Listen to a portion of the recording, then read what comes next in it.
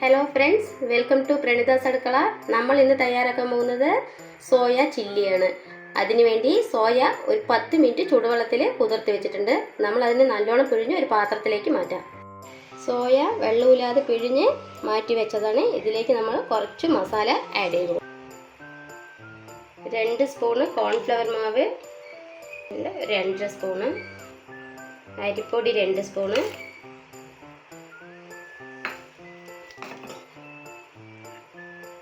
ഇഞ്ചി വെളുത്തുള്ളി paste 1/2 spoon, മുളക് പൊടി 1 സ്പൂണ് എരിവിനനുസരിച്ച്,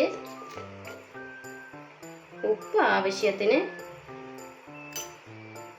ഫുഡ് കളർ കുറച്ച്, അത് ഓപ്ഷണൽ മാത്രമാണ്, വേണ്ടെങ്കിൽ സ്കിപ്പ് ചെയ്യാം, മുട്ട 1, കുറച്ച് കറിവേപ്പില എല്ലാം ഇട്ട് നമ്മളൊന്ന് മിക്സ് ചെയ്തെടുക്കാം.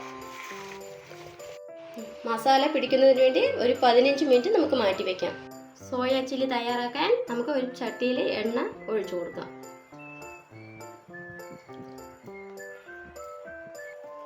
എണ്ണ നല്ലോണം ചൂടായതിനു ശേഷം നമുക്ക് എണ്ണയിലിട്ട് വറുത്തെടുക്കാം.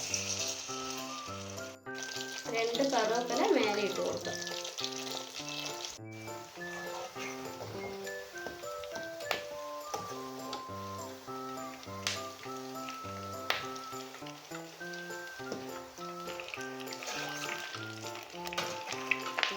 നല്ല ടേസ്റ്റിയായ സോയ ചില്ലി റെഡി.